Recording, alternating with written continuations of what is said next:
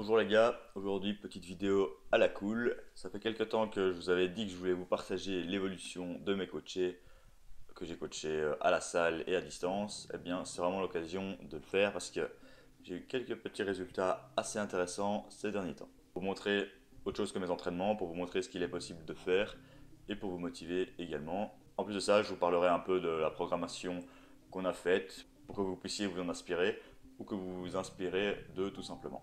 Ça faisait quelques temps que je vous avais promis de vous en parler, j'ai déjà mis quelques posts sur Instagram, mais sur YouTube en vidéo ça sera un peu plus parlant.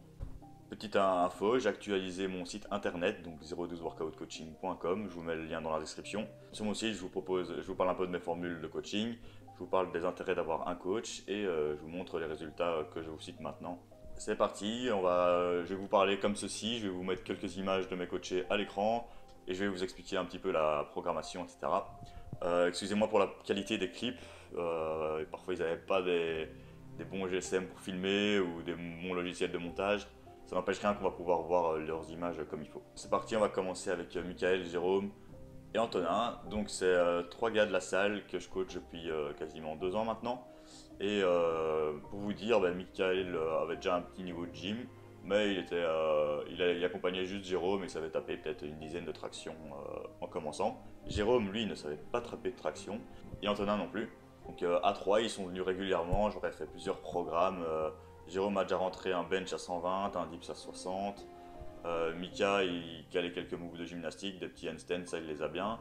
Et il égalait presque Jérôme dans certaines perfs, un peu moins en poussée, et en tirage il était aussi bon que lui, et un peu plus en ski. Antonin, il les suivait parce qu'il avait un peu moins de facilité, donc il s'adaptait un petit peu au programme que j'aurais fait.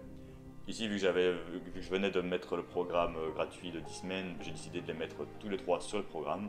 Et le résultat est flagrant. Donc pour le front lever, on peut voir que Mika a validé son front lever.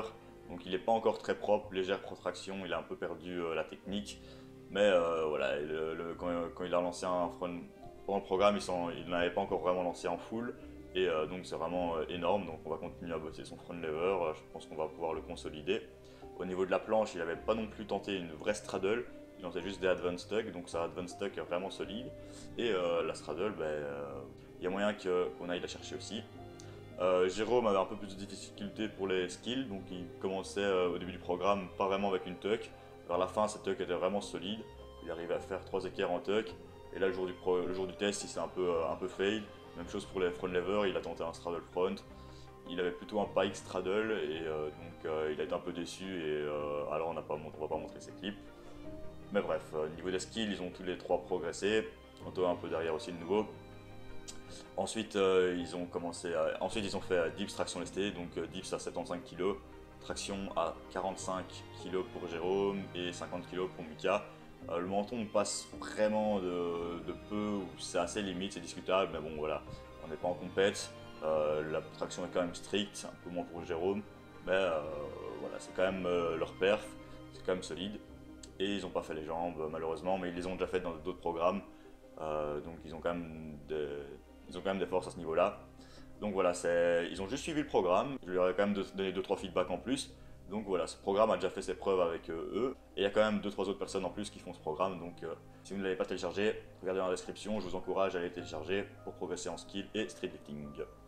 Ensuite, on va passer à Valentin. Donc Valentin, c'est quelqu'un qui s'entraînait au parc près de chez moi. On a commencé à faire un petit coaching à distance l'an passé, un petit coaching de 3 mois.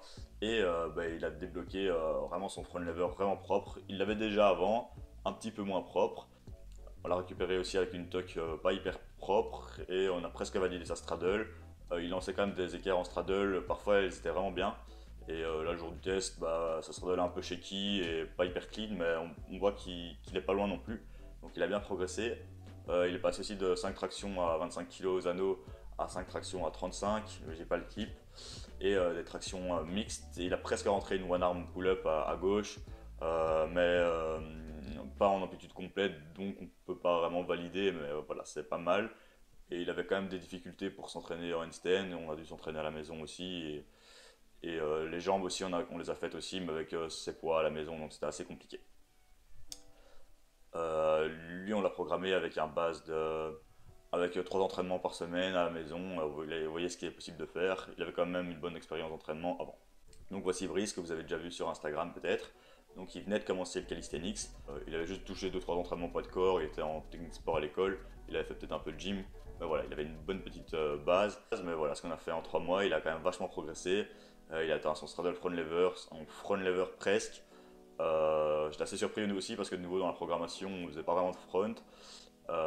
Ses planches, par contre, j'étais un peu déçu de sa séance test parce qu'il lançait quand même des advanced stock en programme et il se tapait vraiment beaucoup de séries là-dessus. Donc pour moi, il va avoir, pour moi, sa planche va quand même se débloquer dans les prochains mois. Il continue le programme avec moi, donc on fait vraiment du lourd. Et en street lifting aussi, sans matériel à la maison, bah, vous voyez, il s'est quand même vachement amélioré, alors que c'était pas le focus du programme. Donc belle progression pour Brice. On l'entraînait juste à la maison, 3 entraînements aux semaines et un petit peu d'handstand. Donc là, il les a pas encore validés, mais sa ligne au mur est vachement mieux. Et ce n'est qu'une question de temps pour qu'il envoie des handstands très corrects.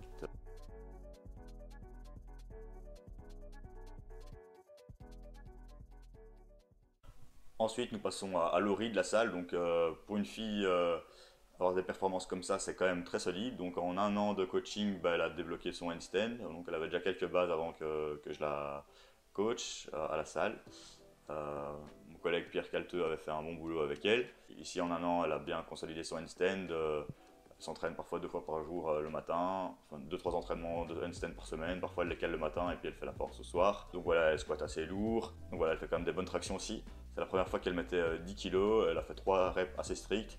Et donc c'est une belle progression. Ça va en faire à peine 5 au poids de corps et très dégueulasse. Donc belle progression pour Laurie sur la traction, sur tous les mouvements en général, donc nickel. Au niveau de son split à Laurie, là elle venait de sortir d'un petit full body assez chargé. Sinon on a déjà passé sur du upper lower et des autres exercices comme ça, donc de 3 à 5 séances par semaine, plus des handstands. Donc ça fait le taf. Ensuite, on va passer à Maxime. Donc Maxime, vous l'avez peut-être vu aussi en story, c'est un crossfitter d'un certain niveau, donc il fait quelques compétitions à un classement correct. Donc son objectif, c'était vraiment de prendre en force parce qu'il se trouvait un petit peu faible sur les lifts. Et un bon crossfitter, il doit avoir des performances assez correctes sur le military press, sur le squat et sur le deadlift.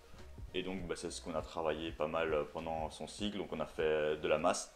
Au début, on n'a fait que 2 entraînements semaine pour prendre du volume. Et en parallèle de ça, il faisait encore pas mal de WOD. Sur les 2 entraînements semaine, c'était vraiment très chargé. Et il a réussi à vraiment bien progresser. Donc comme quoi, avec 2 entraînements semaine, on peut vraiment faire du bon boulot.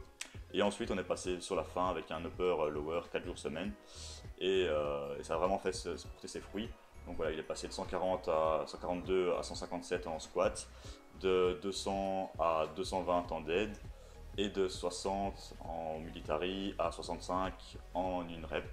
Bon, ça c'est un peu moins facile, il avait un peu plus de difficultés sur sa military press, mais en séance, il avait fait un petit cluster de 5 reps à 60. On aurait presque pu dire qu'il avait un 3 à 4 RM à 60. Donc, belle progression, et maintenant, je le revois, il tape des belles push press. Il est parti vers une planification plus axée CrossFit. Mais voilà, en 4 mois, on a vraiment fait du bon boulot aussi avec Max. Donc, très belle progression. Et ensuite, voici un très beau bébé pour la fin. Donc, c'est mon poulain que je coach à la salle depuis 2 ans maintenant aussi. Donc, je l'ai récupéré. Il faisait un peu du bro split. Il allait un peu nulle part. Bah, il était très solide déjà de base. Mais il faisait pas encore beaucoup de force, beaucoup de volume. Et ensuite, je l'ai mis sur une approche assez complète. Je voulais le faire beaucoup de traction, dips lestés, du soulevé de terre correctement. Et donc, en quelques mois, on a déjà eu de très bons résultats.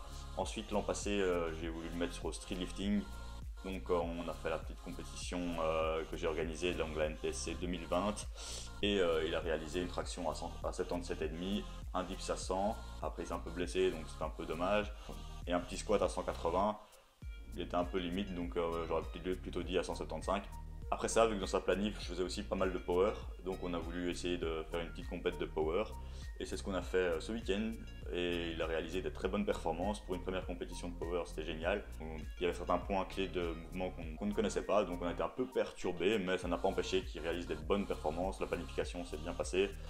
Mais après, il y a eu le confinement et tout, donc c'était pas optimal non plus. Donc avec Guillaume, on travaille sur beaucoup de fréquences, donc 5-6 jours semaine, assez complet, donc c'est très intense, il récupère très bien, donc on peut vraiment y aller. Et donc les résultats payent, hein. Donc un squat 185, il a raté le 195. À 185, elle passait quand même très bien. Un bench à 147,5, il a raté le 150 parce qu'il a relevé la tête, donc ça c'est un point clé qu'on ne savait pas quand on bossait par exemple. Et donc bon, ça sera pour la prochaine compétition parce que ça a perturbé un petit peu. Et un bon deadlift à 255, donc très belle progression. Il avait déjà fait un triplé à 220 à la salle. Il avait déjà tapé 230 une fois, et donc là 255, belle progression. Voilà, c'est encore avec Guillaume, on peut dire que c'est encore une baseline, donc on n'avait pas encore vraiment de comparatif. Maintenant, on sait exactement ce qu'il vaut en power avec une petite prépa. Et après, on va voir ce que ça va donner plus tard avec une grosse prépa. Et peut-être l'aider un peu en faisant du squat barre basse, en l'équipant peut-être un peu avec une ceinture. Parce que là, il a fait tout en row, donc c'est vraiment pas mal. Donc à distance, j'ai encore quelques clients en plus. À la salle, j'en ai encore une flopée, mais voilà, je voulais vous montrer les résultats qui étaient très intéressants. Et d'autres qui sont vraiment en cours d'amélioration, et je vous les partagerai sûrement dans un prochain épisode. Donc j'espère que ça vous a intéressé, ce partage.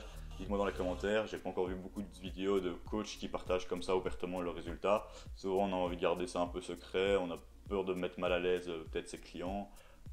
Ici j'ai tous eu leur accord, donc voilà, moi je trouvais ça vraiment très intéressant, et ça vous permet de voir un peu ce qu'il est possible de faire, ce que je fais un peu. Donc voilà, si vous aussi vous voulez vous faire coacher par mes soins, contactez-moi. Donc mon mail est ici à l'écran dans la description.